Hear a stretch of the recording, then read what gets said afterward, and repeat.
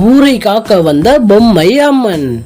தென்கட்சி என்னும் ஒரு அழகிய கிராமம், பசுமை சூழ்ந்த வயல்வெளிகள், தென்றல் வீசும் காற்று, சிறிய குளங்கள், கடல் போன்ற கொள்ளிடம், பறவைகளின் இசை, இவை அனைத்தும் அந்த ஊரை மேன்மையாக்கின.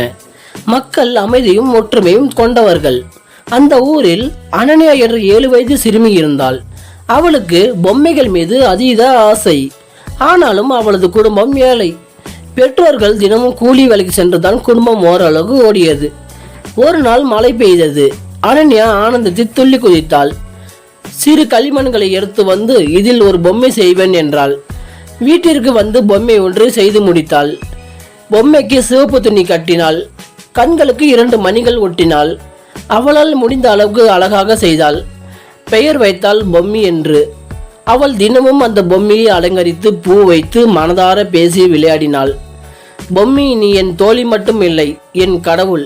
அது சிறிது சிறிதாக மாறுபட்ட விஷயமாக மாறியது. அனன்யா மாலை பொழுதில் தன் நண்பர்களுடன் விளையாடும் போது அவர்களும் அந்த பொம்மையை பார்த்து மகிழ்ந்தார்கள். நாங்களும் உன் பொம்மையுடன் விளையாடலாமா என்று கேட்டார்கள். அனன்யா கூறினால், பொம்மை எல்லோருக்கும் சொந்தம். அதற்கு பிறகு தினமும் மாலை நேரத்தில் அந்த குழந்தைகள் ஒன்று சேர்ந்தனர். மண்வெளியில் பொம்மையை வைத்து பூ தூவி விளக்கேற்றி பாடல் பாடினார்கள். பசுமையை ஊரை காக்க அவள் இருக்கிறாள் என்று. பெரியவர்கள் இது வெறும் விளையாட்டுதான் என்று நினைத்தனர். ஆனால் குழந்தைகளுக்கு கடவுள் நம்பிக்கை வளர்ந்தது. ஒரு நாள் ஊரின் மையத்தில் பழைய மரம் ஒன்று வேரோடு விழுந்தது. காரணம் தெரியவில்லை. அடுத்த நாள் மேய்ச்சல் பகுதியில் மாடுகள் பயந்து ஓடின. ஒருவர் நடுவழியில் திடீரென மயங்கி விழுந்தார். சந்தோஷமாக இருந்த மக்கள் அச்சத்தில் இருந்தார்கள். ஆலயங்களில் பூஜை, ஹோமம் அனைத்தும் நடந்தது. ஆனால் எதிலும் மாற்றமில்லை.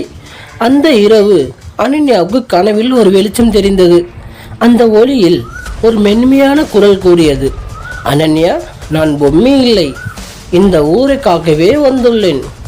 தீய சக்தி நெருங்கி வருகிறது என்று சொல்லி மறைந்து போனது. அவள் திடுக்கிட்டு எழுந்தவுடன் அம்மாவிடம் கூறினாள். அம்மா பயந்து பொம்மையை வீச சொன்னாள். நம்ம பொம்மி அம்மா நம்ம ஊரை காக்க வந்த கடவுள் என்று கூறினாள். அடுத்த சில நாட்களில் ஊரின் எல்லையில் மரங்கள் உலரத் தொடங்கின. இலைகள் நிலத்தில் விழ வெயிலின் வெப்பம் கடுமையாகியது. மழை எங்கும் இல்லை. மரங்கள் வாடியது. வயல்கள் மஞ்சளாகி காய்ந்தன. மக்கள் வேதனையோடு நம்ம ஊரை சாபம் பிடித்து விட்டதோ என்றார்கள். அந்த நேரத்தில் அனன்யா கனவில் ஒரு கருநிழல் ஊரை சுற்றி படர்ந்து பசுமை விழுங்குவது போல ஒரு கனவு. ஒரு மாலை அனன்யா வீட்டு வாசலில் விளக்கு ஏற்றி பொம்மி அம்மாவிடம் கூறினாள், நீங்கள் தான் எங்களையும் எங்கள் ஊரை காப்பாற்றணும் அம்மா. அந்த நேரம் ஒரு அதிசயம் நிகழ்ந்தது. பொம்மியின் மேல் ஒரு வெளிச்சம் தெரிந்தது. அவளது கண்கள் ஒளிர்ந்தது. மெதுவாக பொம்மி எழுந்து நின்றது. அவள் மேனி பல வெண்மையான மின்னியது. பச்சை புடவையில் ஜொலித்தாள். நான் வந்துவிட்டேன் மக்களை காக்க என்று குரல் கேட்டது. அவள் ஊரின் எல்லை நோக்கி நடந்தாள். பின் வாங்காமல் குழந்தைகள் சென்றனர். அங்கு கருணைகள் காற்றாக பறந்தது. அது உரக்க சிரித்தது. இந்த ஊரை யாரும் காப்பாற்ற முடியாது என கூறிக்கொண்டே பறந்து கொண்டிருந்தது. பொம்மி அம்மன் தனது வலது கையை நீட்டினாள். அந்த கையிலிருந்து ஒரு தீப்பிழம்பு எழுந்து போய் சுழன்றது. அந்த நிழலை தாக்கியது. அது சுருண்டு நிலத்தில் விழுந்தது. வானம் மேகமூட்டம். சிறிது நேரத்தில் மழை பெய்தது. வயல்கள் பசுமையோடு புன்னகைத்தன. மரங்கள் மழைக்கு நன்றி சொன்னது.